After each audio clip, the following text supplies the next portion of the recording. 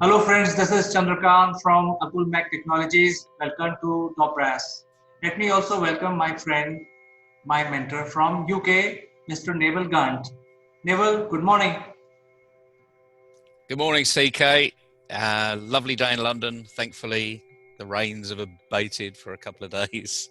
So I'm looking forward to playing golf at the weekend. It's now Thursday. My goodness, the week goes so fast. So what's new in your world? Where are we going today? Well, as far as the weather is concerned, we are in the middle of monsoon, so we have not seen sun very often for last 15 days. It is raining constantly, and we are thoroughly enjoying it. Uh, but I like to share something with you today. I've been reading your book, which is "Can You Handle the Truth?" And I have few questions. With your permission, I will like to ask your Yeah, opinion. go ahead. Anything you like. So, Naval, in fact, at several places you talk about the business intent, business purpose. Uh, because this book has been written for the audience, which are really leadership, the CEOs and the CIOs, business coaches, business leaders, and you talk about business intent, business purpose. So, would you like to tell us a little bit more what do you mean by business purpose? Because I think when I look around, I see that people have business purpose, but at some point in time, they don't follow the initial business purpose. They keep changing their business purpose. So, is there a theory behind you emphasizing on this word called business purpose? Do you know what, CK? It's a great question because you and I have grown up in an era where mission statement was the absolute utopia of what the organization would be. I know companies, indeed, when I had a proper job, companies that I work with would spend lots of time defining the mission of the organization. And then over the last maybe 15 years, that mission has turned into a vision statement. So you would see the chairman and the chief exec talk about the company's vision, and that could be a short-term and a long-term vision. And then, of course, you need to break that down into objectives, and objectives need to be smart, specific, measurable, etc., etc. So we've worked with this MBA type speak language for years, and we've always made the assumption that it's predicated on something else. So, for instance, do we know our purpose of why we're here? Now, that's a really tough question when you start to really think about it. But when you get that answer, you find out what drives you. And when you know what drives you, you will do everything to fulfill that purpose. So it's really important that an organization engages with its purpose. What's right at the center? Why are we doing what we're doing? Simon Sinek talks about people know what they do. So in big organizations, they know what they do. They get there at 9 o'clock, they leave at 5 o'clock, and they go through the motions for the hours in between.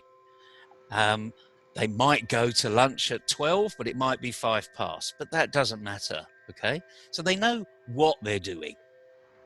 A lot of people will know how they do it. So some really technical issues, and I'm sure you do this on a regular basis. You've got your routine. You know how to make a video. You know how to put it online, how to interact with Facebook. So we've got our own processes, whether they're written down or they're just mentally there because we've done them all the time. So we know how we do it. But Simon Sinek then goes on to ask the question, but it's the why that drives us. Now, we've been saying this even before Simon Sinek was saying it, probably about 10 or 15 years ago. It's that why. What is the purpose of the organization? Now, I've only met a few chief execs that have been really engaged in their business. One in particular is a guy called Bill McDermott. And I met him when he was the chief exec of SAP. Big organization, employs probably about 90,000 people directly around the world, but has got probably equally as many consultants around the world. SAP is a very big organization. And when I met him, and it's about 4 years ago now, we were having lunch with his new graduates, the new intake. And he just asked me along because I was doing some coaching with some of his team. And he asked me along, and I asked him, he mentioned purpose. And I thought, well, here's an opportunity. He's got some young people there. And I just said, so what do you mean by purpose? So what is it that SAP do for you? You know, there are about 9 people around this table. What is it SAP do for you that fulfills your purpose? And one of the newest graduates piped up and said, well, the reason that we see SAP as successful is that it's got a vision which is underpinned by a purpose that everyone understands. I looked at Bill across the table and he had a big beaming smile on his face because it's almost word for word what he had been saying for years. And I thought, well, okay, anyone can repeat anything, can't they? It's just this youngster has learned these things off pat. So I said, that's fantastic. You know, can you tell me what it means? Well, in the next 10 minutes, this young man explained everything, what it meant, not to the organization, but to him, and why his purpose was aligned with the business purpose. And why it's so important is when you hire anybody and their purpose is aligned with your purpose, you get a completely engaged employee, and bingo. It's a great marriage, because as long as they've got that clear line of sight to the purpose and it fulfills their purpose, they're with you all the way. They'll be innovative, they'll be creative, they'll push the boundaries, they'll ask questions. And that's the type of organization we should be building. So I hope that sort of explains it. Short of asking you what's your purpose, but we're not going to do that today because we probably answered that question before. But does that make sense? That's why purpose is so important. It's brilliant, Neville. In fact, I can put this to myself. When I started my career, for almost like 15 years of my life, I was always reciting a motto of my company, my first company, which is driven by values, powered by intellect. So I think when you mentioned SAP, I remembered myself in the younger days. But this brings us to the next question, which is also written in your book many times, which is accountability. So you are talking about business purpose, and you have mentioned this word accountability several times in combination. So would you like to throw some light on this one as well?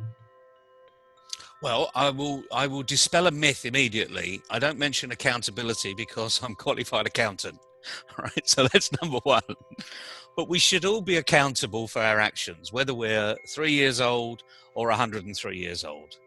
If we make a decision, we need to be accountable for it. That's not to say that we've made the best decision, but we've made the best decision based upon what we know. And we might have had to fill in a few gaps into what we don't know. And then we mention, and we've mentioned this in the past, then we mention feedback. So once you go down this route, if you get feedback which questions your decision, go back and review it. You know, don't just say, oh, it's negative feedback from one person, or it's just negative feedback which it's an outlier. You know, we're still going to go storming ahead.